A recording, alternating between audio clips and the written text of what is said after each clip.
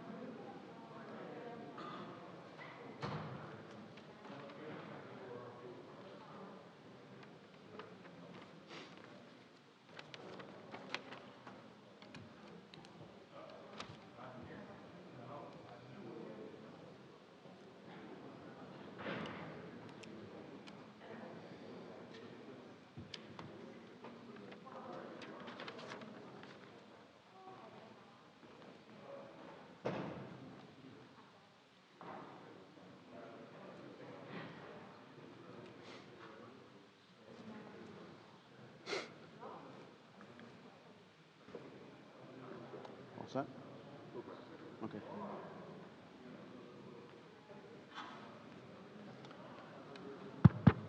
Hello, friends. Good morning. The service for Dorothy Shaw will be officiated by Rabbi Brent Gutman here from Temple Beth Zion. Just as a friendly reminder, if you have a cell phone, please put it on silent mode at this time. Thank you.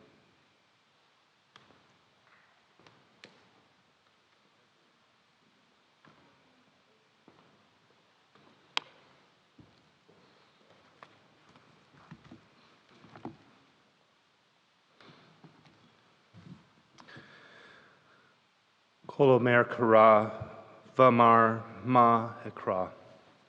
Kol habatzar chatzir v'chol chasdo k'tzitz hasadeh. Yavesh chatzir navel tzitz ki ruach Adonai nav shabo. Achen chatzir ha'am, yavesh chatzir navel tzitz. Udvar Eloheinu yakum leolam. A voice says, cry out. And I say, what shall I cry?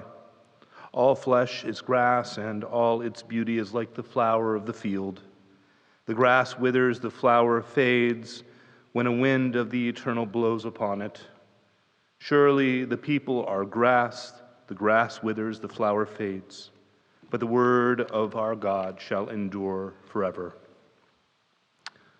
O God of life, amid the ceaseless tides of change that sweep away the generations, your love remains to comfort us and to give us hope. Death has taken our beloved Dorothy Shaw, and we who knew her and loved her, who appreciated her talents and skills, her artistry and companionship, we grieve in our darkened world. In our silence there is lamentation, in our tears there is loneliness. And lost in our sorrow, we look to build strong those friendships that linked us through Dorothy. We ask that God be with us now for Dorothy's love that united us all in life and which death cannot sever, for her companionship that we shared along life's path and which continues through the tenderness of memory, for the gifts of her heart and mind that brought us the ever-new message of God's love.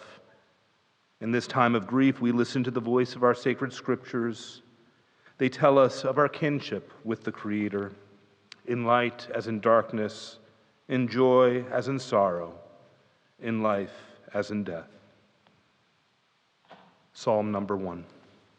Ashrei ha'ish asher lo halach be'atzat rasha'im u'v'derech hata'im lo amad.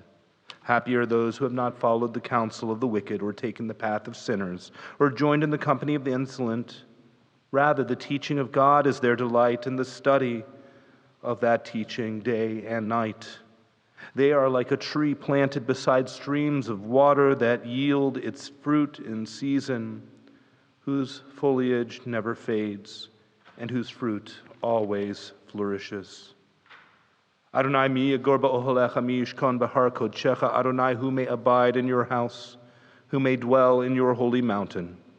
Those who are upright, who do justly, who seek the truth within their hearts, who do not slander others or wrong them or bring shame upon them, who scorn the lawless but honor those who revere God, who give their word and, come what may, do not retract, who do not exploit others, who do not take bribes. Those who live in this way shall never be shaken. Ose elelo yimot leolam. The 23rd Psalm is perhaps the most familiar for these settings. It speaks of the valley of the shadow and that God's protection abides with us even during those times of challenge.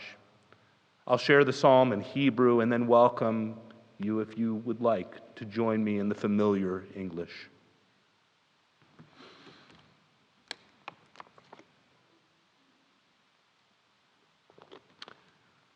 Adonai roi lo echsar bino desher yarbitseni al menuchot yenachaleni nafshi yeshovet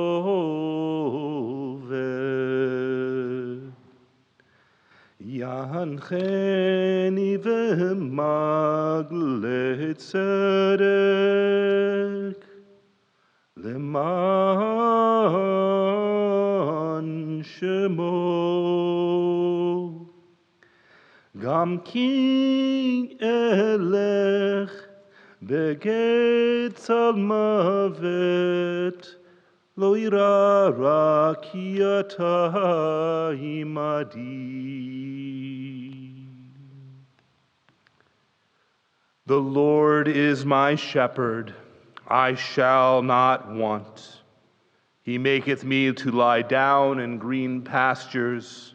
He leadeth me beside the still waters. He restoreth my soul. He guideth me in straight paths for his name's sake. Yea, though I walk through the valley of the shadow of death, I will fear no evil, for thou art with me. Thy rod and thy staff, they comfort me. Thou preparest a table before me in the presence of mine enemies. Thou hast anointed my head with oil, my cup runneth over. Surely goodness and mercy shall follow me all the days of my life, and I shall dwell in the house of the Lord forever. Friends, I am saddened that I personally, unlike you, did not have the opportunity to meet Dorothy, to learn of her remarkable life, being a woman, early to be educated and to receive both a bachelor's and a master's degree, to dedicate herself to her profession as a physical therapist, and to proudly come with her family to be a part of this congregation, herself a fifth generation member of Temple Beth Zion.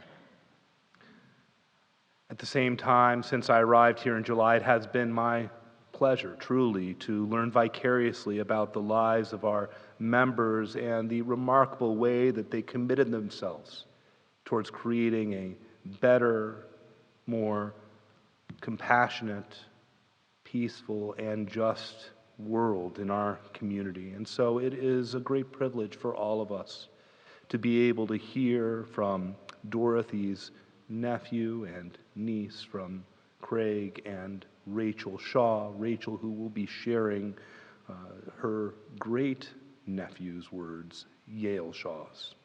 We welcome you.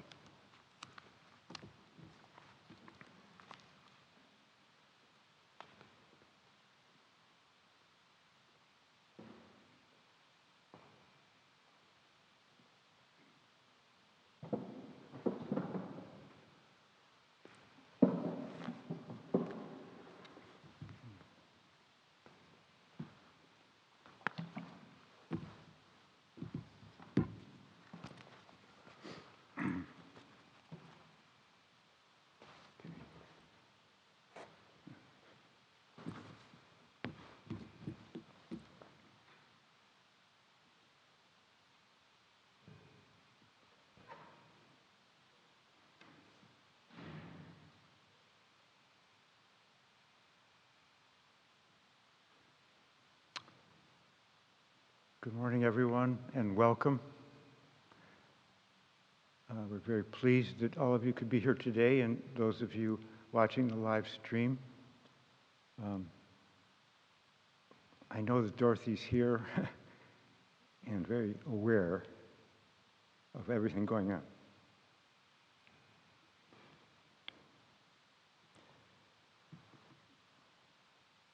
My dear Aunt Dorothy loved people. She loved animals, especially dogs and goats. And she loved the outdoors. I'm not telling you anything you probably didn't know. She was remarkably self-sufficient. And her purpose in life was simply always doing for others. That was it. And she never wanted or expected anything at all in return.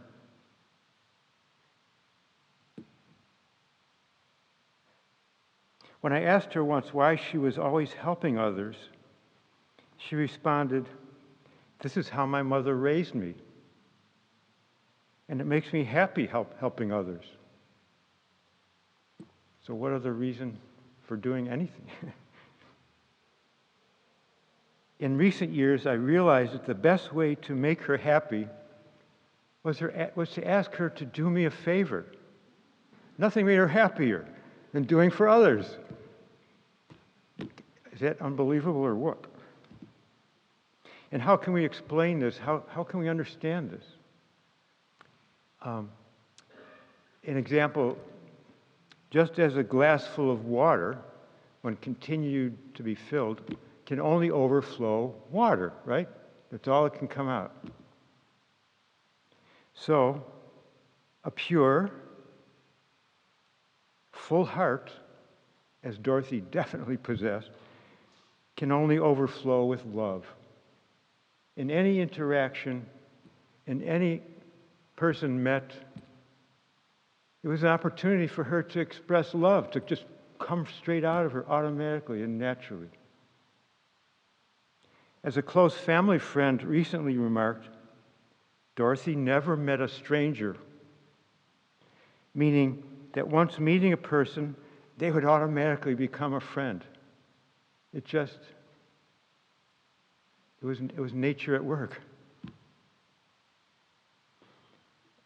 Growing up, she had two major goals.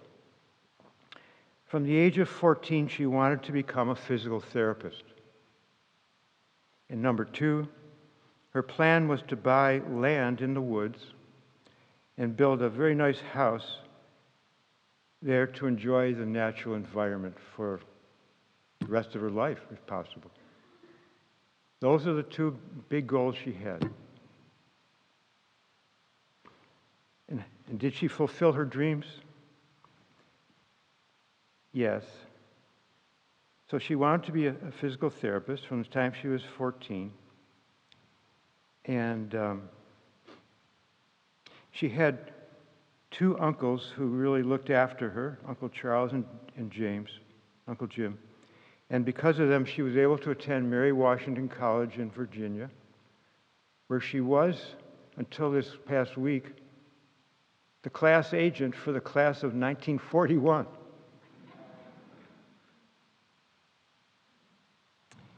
And I asked her once what she wanted to be, Rachel and I asked her, what do you want to be remembered most for? And her answer, for being a physical therapist. That was it. That's it. And many years later, after she went to college and became a physical therapist, Dorothy and my father each bought adjacent wooded property in Ashford Hollow, right on Highway 219, about 10 miles from Springville, I believe. And it took her over 30 years to build the home of her dreams on this ideal land, which was called Gypsy Woods. And it was called Gypsy Woods because she told us that this legend that when the gypsies had traveled this way, they had traveled on this land. And she loved the name Gypsy Woods, and that's what it always was and always will be. She actually did 90% of the building, of the work, the planning and the work, maybe more, of building this ideal home. And I will never forget the sight of going out to Gypsy Woods and seeing her working with a cement mixer, pouring concrete foundations and stone and concrete walls for what was becoming a very impressive 3-level house. This was no little cabin.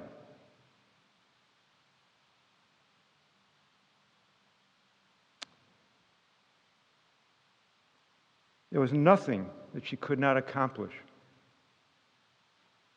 Whatever she wanted to do, she could do it, and she was so self-sufficient.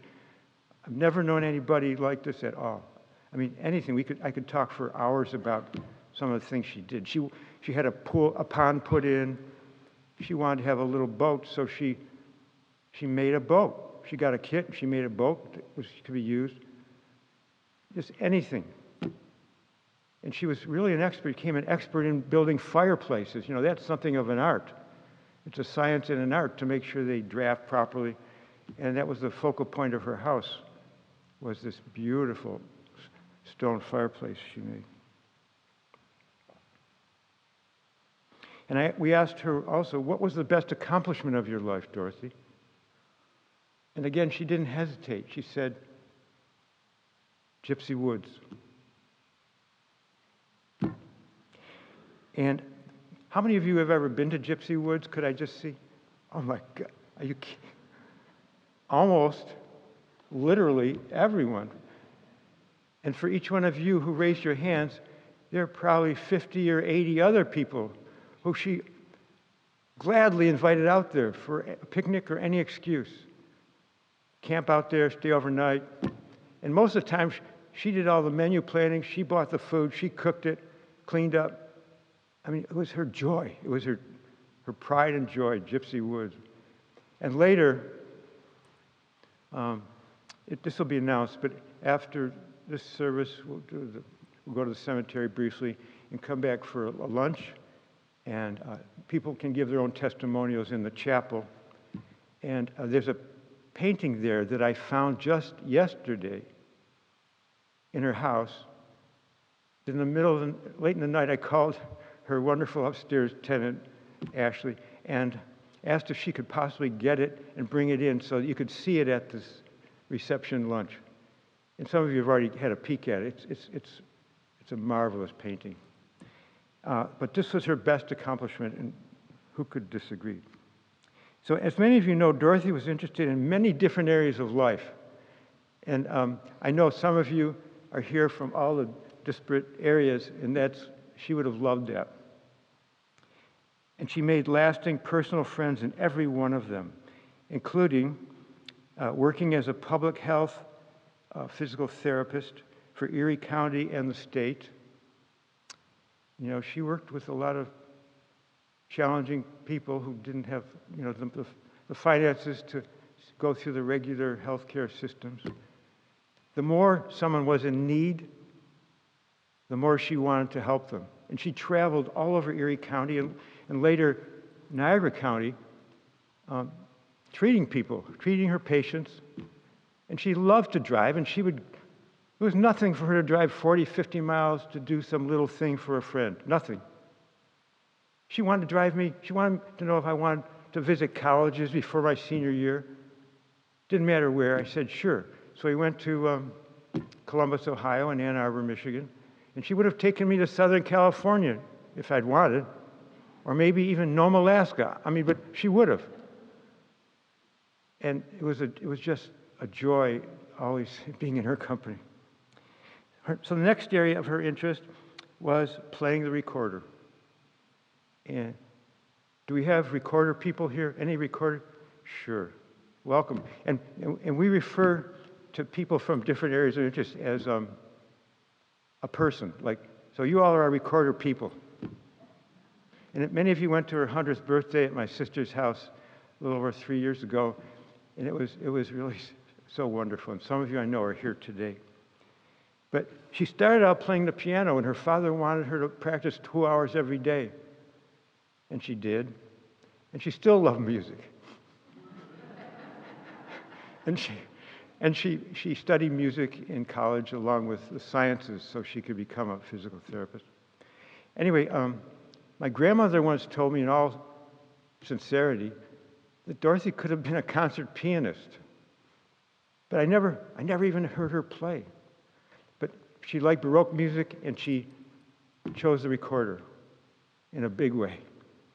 And going through her home, there must be 5 or 6 different kinds of recorders, including a big bass recorder, you know. And she just loved recorder. She loved teaching recorder, and she was even playing probably the day of or before her passing. I mean, she had the stand set up in her living room, and she played in 3 recorder groups in Western New York. I mean, up until, I don't know, some time ago. I know the Williamsville group. Anybody from the Williamsville group? Sure.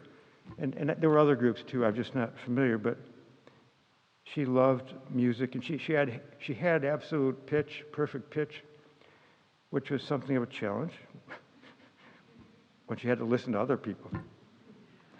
And then, I think the greatest joy of her life was her canine friends, dogs. She always had at least one dog, and she later discovered Welsh corgis, sweet, sweet animals, and she just fell for them in a big way. And, you know, so she started showing them. She was active in the Kennel Club. Any people here from the Kennel Club? Or from a Corgi Club or Welsh Society? Yeah, because corgis were Welsh in origin. And she just loved to know about everything. She had a friend from, I know, Ithaca, a Welsh professor at Cornell, I guess. Is he here? Oh, hi. So happy to meet you. You've met our son, Yale. Thank you for coming. Dorothy would be very happy. And anyway, so this was a huge part of her life. And so she was active in the Kennel Club. I know for many years she was on the board. And she only had to beg the board, like last spring, to please let her retire because they loved having her arrange for the vendors. And, you know, Dorothy actually retired from being a therapist when she was around 55 because she had things to do, people to take care of, places to go. And she had more energy and love and intelligence to share that she needed to do.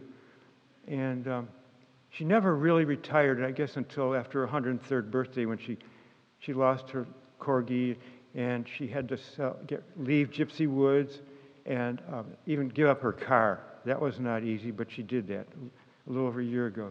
And then I would say she became retired. Another thing, you know, she taught physical therapy at UB. She was just highly regarded as being a top-notch therapist. And in recent years doing Tai Chi, where's the lady from the Tai Chi background? I met her. Yeah, she really enjoyed Tai Chi. She had a really strong kind of a spiritual bent. And I could talk more about that from my side, but I'll leave that. And of course, then raising goats. Goat people? Yeah. Boy, only second to dogs in her love. And I think she had Toggenburgs. And she had a goat. Am I going too slowly here? No. So I'm almost done, actually. And so she had a goat barn made on her land. And she had trees from her property cut down to make this goat barn. And it was a beauty. And she knew that goats didn't like drafts, so she had cement put in between all the logs. And she played classical music 24 hours a day to her goats. I mean, the milk must have been wonderful. And she enjoyed milking them and making cheese and fudge. And she couldn't legally sell that stuff. It wasn't legal. So that was an excuse for her to give it to needy people, like, you know, women with newborn children who couldn't couldn't nurse or handle cow's milk. Any excuse, there she was. Almost done here. Then playing cribbage was a family-long passion. Everybody in her family played cribbage. Her parents actually met because of cribbage. And she and my father loved cribbage. And she continued to play. She thought at about 95 it was time to become computer literate. You know, she had to do it. Learn how to use the computer. And she wasn't a whiz. She had her challenges. And I don't know, is Nick here? Oh, Nick. Nick helped her a lot. Thank you. Anyway, she could email and communicate, Skype with her relatives in England and all over. And she did her best. And she could play cribbage online sometimes. And somehow, the editor of the National Cribbage magazine heard about her. How many cribbage people do we have here? And how many of you did Dorothy teach cribbage to? There was at least one. Yeah, sure. And somebody told me they played cribbage at Dorothy's house just a couple weeks ago. So this editor of this national paper, somehow magazine, a master cribbage player, heard about her. They talked. He asked her to play. They played once. He loved it. Would you play again? Yes. And they invited her to the national competition where the masters go. She didn't make it, but she got invited. And her picture was on, I think when she was 101, on one of the issues, the front page of the National Cribbage magazine. What didn't she do well? And then she helps senior citizens through Canopy of Neighbors. Any Canopy of Neighbors people here? Oh, many. And I know the organization is located in Temple Beth Zion. I think she was on the board for a while, and she provided the service to these senior citizens a quarter of a century her junior. And I'm not kidding. Even until a year ago, during COVID, somebody needed to get to the store, and she said, well, I'll drive you, but I'm not going. So she loved helping through Canopy of Neighbors, and then a little later, she had to become a recipient of the services, and people at Canopy of Neighbors have been wonderful in helping her. Almost done here. And she always was making time to help family and friends, the neighbors in Buffalo, the neighbors in the South Towns and near Gypsy Woods. Unbelievable friends. So I just want to give a few brief examples, very brief, of showing her rare dedication and success in helping others, just briefly. Something concrete. And I was really happy to meet Albert this morning. I think I gave it away. But when she first became a physical therapist, it was during the polio epidemic, and she had a lot of polio cases. And one such case was a 3-year-old boy named Albert. And the doctors told his family, I'm sorry, there's nothing more we can do for Albert. And they gave up on him, actually. And his parents did not give up on him. They got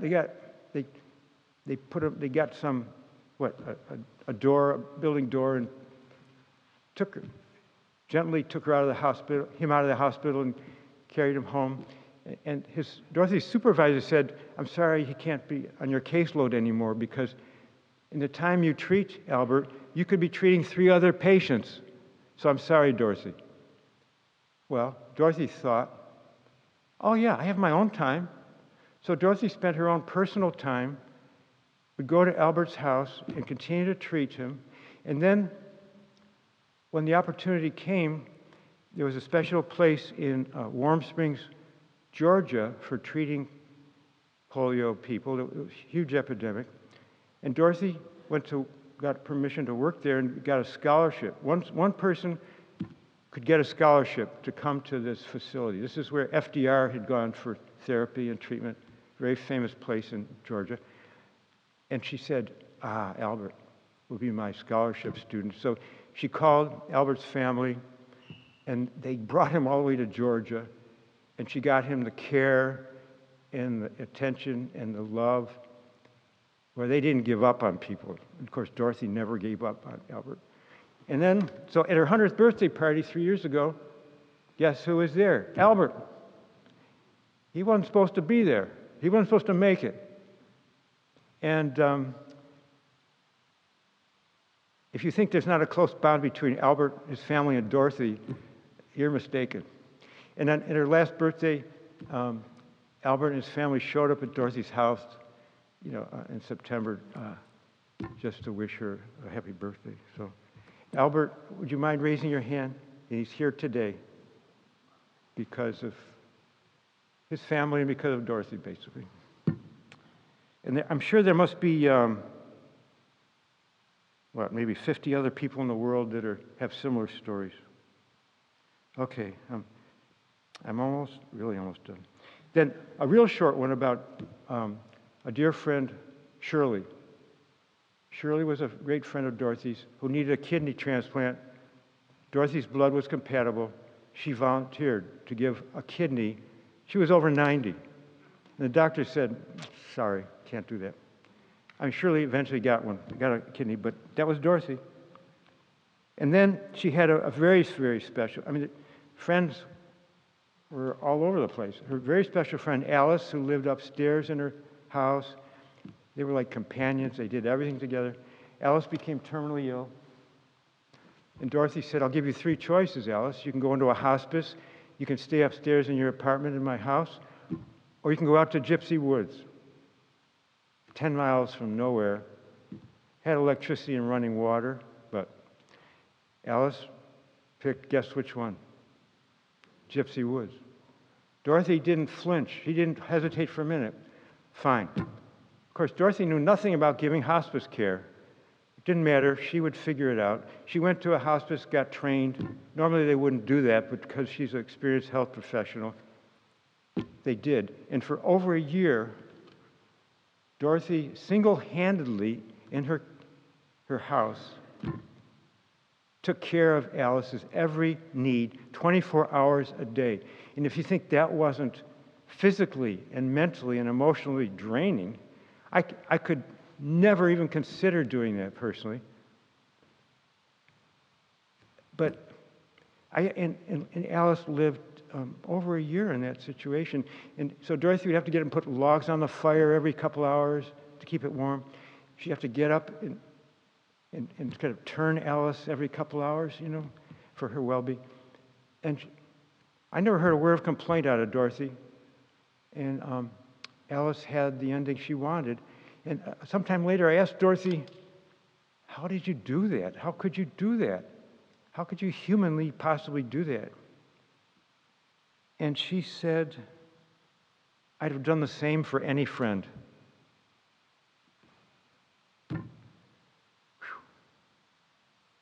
So, one last example related to her love of animals and dogs and corgis in particular. Other people showed corgis that she knew, and this one corgi's name was John Reed. And one day John Reed had a major stroke and became a quadriplegic. Couldn't stand. And his parents didn't know how to take care of him, so they said, Dorothy, will you take care of John Reed? We'll pay for his medical and food bills. She said, sure. She had a station wagon. She would always take John Reed on like a disposable diaper and take her wherever she went, because who wants to stay home alone all day? And she would take him for walks around the block in a garden cart she had. And she became kind of well known, and the news did a story on her, and there was all kinds of publicity. The rich family had a dinner in her honor, and some company in town who makes auto race bodies, made her a little cart in the shape of a race car that she could put him in and take him around. So word got out, and money started coming in from all over the country to help support John Reed. And Dorothy said, I don't need that money. So she donated every penny to her favorite animal shelter. That was Dorothy. I'm going to wrap up now. Oh, and by the way, Dorothy introduced my parents to each other at Lafayette High School. I guess she felt my mother was good enough for them. And I'm sure glad that she did. So during the last year, I spoke with Dorothy on the phone from my home in Iowa several times a week, and she ended every call by asking, "Do you know how much I love you?"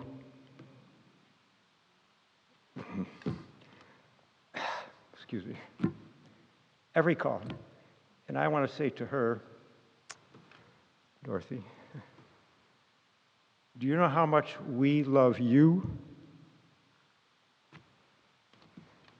That's it.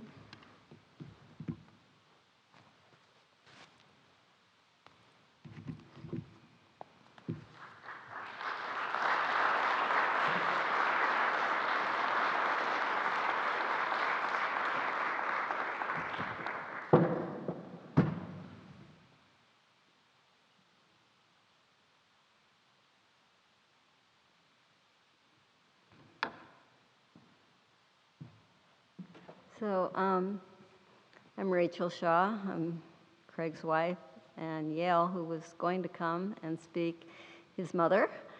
And Yale was really sad that he couldn't make it. He just flew in on Saturday morning from Thailand and wasn't feeling well. He was still going to try to come, but he realized the flight was not a wise decision. So I'm going to relay his remarks in his behalf. I did want to say one thing, though, that has to do with Dorothy and Yale before Yale was even born. And you'll all relate that when Dorothy found out that I was pregnant, we were going to have Yale, she had a rocking chair that was Craig's grandmother, that was Dorothy's mother, fondly known by the grandchildren as Nana. That she had a rocking chair, and Florence Shaw, Nana was about my size, about 4'11". And Dorothy thought nothing of driving from Buffalo to Iowa to bring me that rocking chair, along with another chair that was a family heirloom. And it was perfect because my feet could touch the floor, and I used that so much to nurse and rock Yale. And also she brought this little wicker chair that had been in the family that Yale could use as a little child's chair. But she thought nothing of driving and doing that. And also just, you can relate, Gypsy Wood, she had a goat cart. And we have a wonderful picture. Yale was about 5 years old. And Craig and Yale are sitting in the cart, and Dorothy is pulling them in the cart around Gypsy Woods. This was Dorothy. Anyway, so I will read what Yale has to say. So just close your eyes and imagine a lower voice. I wish I could be there in person with you all today to honor the life of Dorothy Shaw, who meant so much to me and my family. I may have been Dorothy's great-nephew, but she never wanted me to call her my great-aunt. No, she was always just Dorothy. There was too much of an age implication putting the title great-aunt in front. And if there was ever someone who didn't match their numerical age, it was her. I mean, how many 100-year-olds do you see driving around in a John Deere Gator, or swinging a golf club, crushing balls at the driving range, or carrying their own firewood up their driveway to the house, built with their own 2 hands, I might add? No great-aunt could possibly do any of those things, but Dorothy could. From the time I was maybe 13 years old up, I think he did this through college, actually, every summer I would visit Dorothy, along with my Uncle Gordy and Aunt Gretchen, leaving my parents back in Iowa. I absolutely loved this tradition because we could do just the things Dorothy and I wanted to do. And trust me, she was more adventurous than I was. It was so fun showing up at locations you least expect to see someone her age and shock everyone in sight. We would turn heads while throwing strikes at the bowling alley, drinking blueberry beers in the Ellicott brew pub, or driving deep into backcountry roads asking to find the best local jerky. Looking back, I'm not even sure I was the younger one, since many of those were her ideas. I like to think I saw the cleverest, most youthful side of her, and oh, was she funny, too.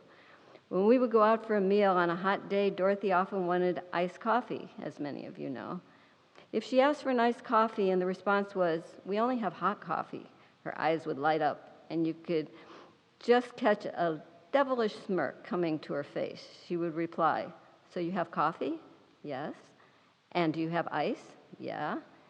"Great, I'll have a coffee and a glass of ice." And she made her own iced coffee every time.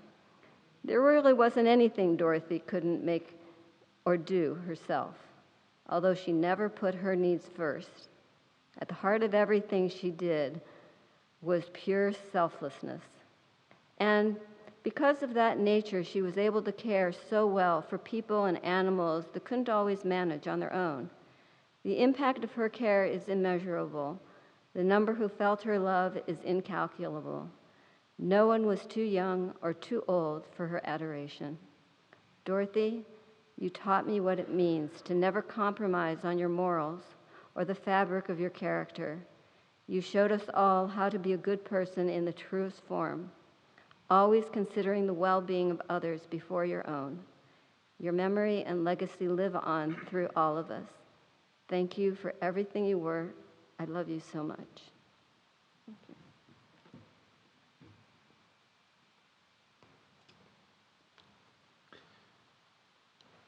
We welcome Dorothy's neighbor, Linda Schneekloth, her friend as well, I have learned, to share more remarks with us.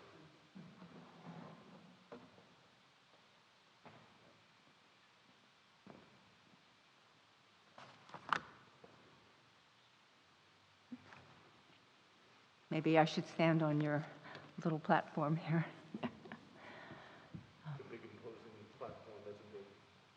Oh, that's good, thanks. Dorothy was my friend. I bet a lot of you could say that as well. That really meant something. She had a remarkable ability to make you feel that you were the person that she absolutely wanted to see or talk to at that moment. She would always express gratitude at being with you and letting you know how important that you were. What I found so amazing was that she really was grateful to see you and happy to see you over and over again. And if you remember, and you were Dorothy's friend, you also know that she was a person of clear boundaries and strong opinions. For example, we would sit out on the porch and I would hear her complain about neighbors, dog walkers who walk by and put their dog poop bags in our neighbor's container, trash container.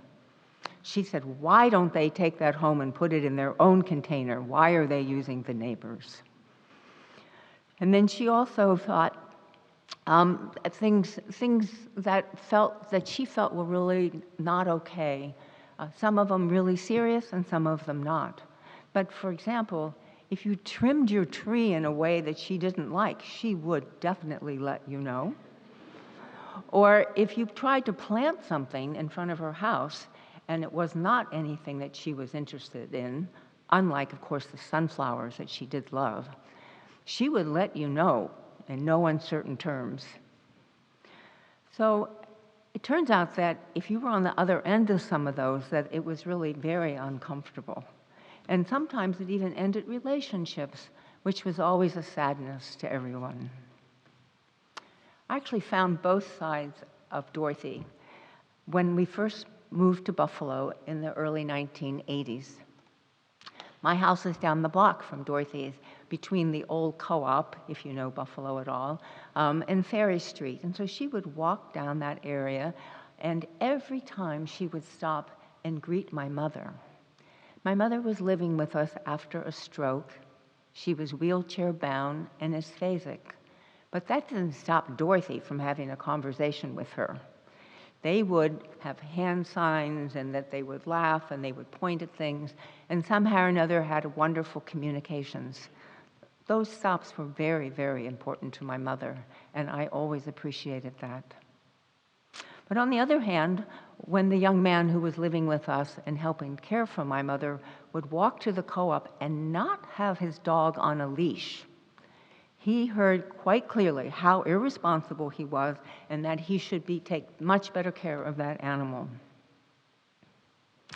But I really didn't know Dorothy well until our son Lauren moved to Buffalo from Oregon to live with us in the early 2000s. Lauren is a wonderful gardener, and he's helped so many people in our neighborhood with their gardens. And Dorothy had a special proclivity for Lauren, that she was exceptionally kind to him and always had jobs for him to do. Oftentimes, she would invite him down to the famous Gypsy Woods to go camping and to help her with tasks that sometimes were getting a little bit more difficult for her to manage on her own. When this happened even recently, Dorothy called him about a month ago and asked him if he could come over and help her make her bed, because she could no longer manage the mattress pad and putting it on. That's the kind of range of things and the friendship that Dorothy and Lauren had to each other. Dorothy trusted Lauren, and Lauren loved Dorothy.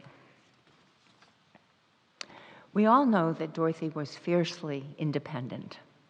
I remember being at Gypsy Woods one time when the mailman stopped over at the highway on 219 and dropped off the mail, and I said to Dorothy, "Oh, I'll go run down and get it." And Dorothy said, "You will not."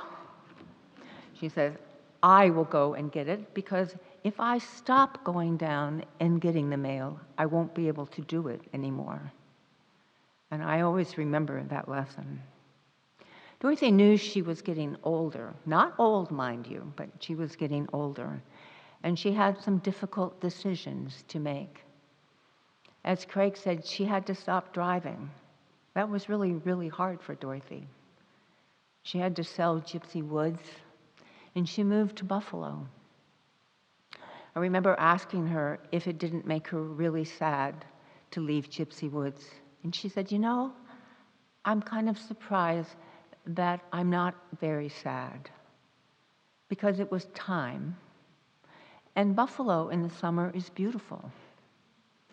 And this past summer, I think about especially when Dorothy spent so much time sitting on the porch, and how much she enjoyed the beautiful, beautiful summer that was there. She had lovely time speaking with people who were walking up and down the street, having visitors, going on short trips, caring for Bella, and hosting people at the place for lunch. Each of those visits was an opportunity for good stories, and I'm sure you remember that Dorothy was a wonderful storyteller. I loved her accounting of her early days and times in physical therapy, but it didn't take much at all for Dorothy to make a story about any event that happened in her life. She saw the world in detail and people as agents in their own lives. And she shared those insights with humor and delight to all of us. But she was becoming more dependent on other people, and she was hesitant to ask for help, that there were disadvantages to being quite so independent. For example, Craig talked about the canopy of neighbors that she drove for many, many years. But once she needed the service, she probably didn't call as often as she needed to or wanted to, because she didn't want to be a burden, she said. This, of course, is ironic for the person who helped so many people carry burdens for so many years. And I would say to Dorothy, "But Dorothy, it's your turn. You get to receive this now." She was not convinced. I remember when she told me that her watch was broken and it needed a new battery, and I volunteered to take it for her. Oh no. It took me 2 weeks to convince her to let me have her watch and take it to the repair shop. And that was only because I told her that my watch was broken and I had to take my watch to the repair shop, and it wouldn't be an extra trip at all. And then she let me do it. I found out very, very recently that she needed new shoelaces. I didn't know that her shoelaces had broken, and so it was very difficult because she'd put them together to tie her shoes. And I thought, Dorothy, why didn't you ask one of us? We would have been so happy to go and get some shoelaces for you. In fact, in the middle of the night, the last few days, one night I woke up and I thought, oh, I've got to go buy shoelaces. And then I remembered that Dorothy didn't need shoelaces anymore. It's really hard sometimes to let the passing of someone you love really become a part of your body so that you really understood that they weren't here any longer. Dorothy had so many friends, and thank all of you who count yourself one of those friends. But one of those friends was a little white dog named Bella. I can't imagine a better partner for Dorothy than Bella. Bella is calm, tells you exactly what she needs. She loves to be touched and petted. She doesn't eat much and doesn't get underfoot. Bella reconnected Dorothy to life after Gretchen's untimely death last December. And she was in part responsible, I believe, for having Dorothy actually achieve her wish of dying in her home. Bella provided that support for her. And so we're very thankful to Bella. And also, we're very, very thankful to her friend, Debbie, or I guess it's her stepdaughter, I guess it was, to Debbie, because Debbie brought her. And we're also very thankful to Ashley, Nia, and Ellie, who are taking care of Bella right now. Our friend Dorothy was a remarkable woman who graced this world for 103 years, gathering people and teaching us all about gratitude and caring. She brought a fierce intelligence and curiosity, along with an uncompromising value in her compassion and care for others. Dorothy, we're going to listen in the wind for your voice, reminding us to be thankful for the preciousness of life. And we're really going to miss you. Thank you.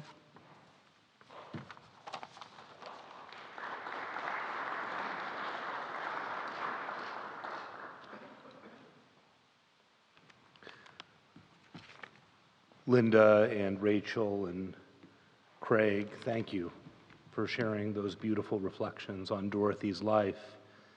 And I'm struck by your description that, Craig, you put water into a glass and what you can get out of it is water, but perhaps a story for one who loves stories from the rabbis. That there was as well a Rabbi Eliezer ben Hyrcanus, who, in spite of being born into an unlearned family, a family that had a property fairly wealthy outside of town, he knew from the day he was born that he wanted to be a rabbi. And so he rejected his inheritance, he rejected the gift that he was to receive from his family, and he traveled to learn at the feet of Rabbi Yochanan ben Zakkai. He started with the Aleph Bet. He started with the Torah before moving on to the more complicated and intricate lessons of the rabbis. One day his father, fed up finally, he hadn't come home, came to Jerusalem to deliver him the message that he would not be receiving a portion of the inheritance. And realizing this, Rabbi Yochanan ben Zakkai said to Eliezer, he said, "Your father's coming today. And when he comes, I want you to stand up and to teach the lesson." Eliezer turned to his teacher and said, "But Rabbi, I'm but a vessel, and only the water that's been put into me can I then produce." Rabbi Yochanan Zakkai responded and said, "This is not true. Rather, you are like a mayan me'uberet. You are like a stream from which overflowing waters burst forth, and every drop, every ounce that has been placed into you, it will come back in multiple amounts. This is true of Dorothy's life as well, that everything that she devoted to each and every one of us here in this room, it's been nourishing to us. It's been sustaining for us. May it continue to come forth and bring blessings upon us. That Dorothy, and all the goodness and all the care and all the love that she brought to our world, that we in turn, carrying on her memory, can bring those blessings in multiple.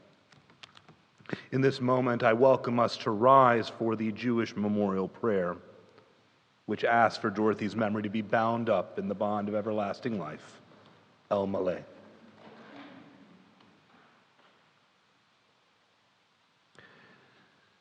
El Maleh Rachamim,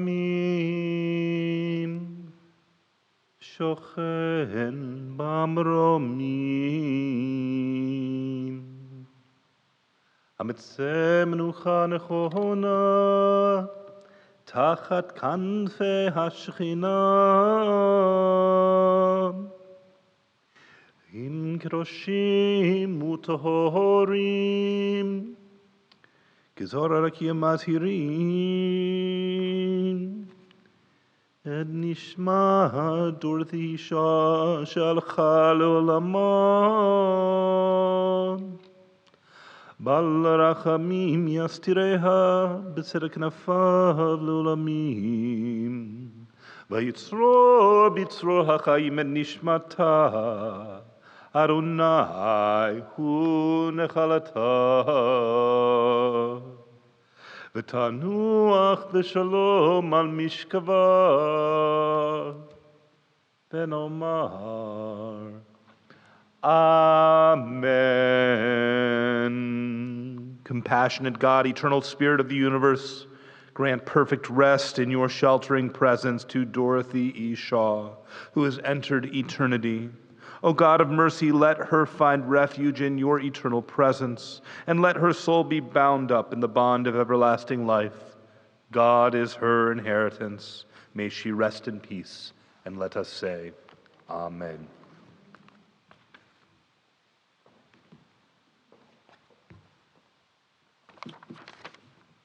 Friends, the family invites everyone for a luncheon back here at the temple in the Sisterhood Chapel after the burial at Forest Lawn Cemetery, which should be in about 1 hour at 1 o'clock.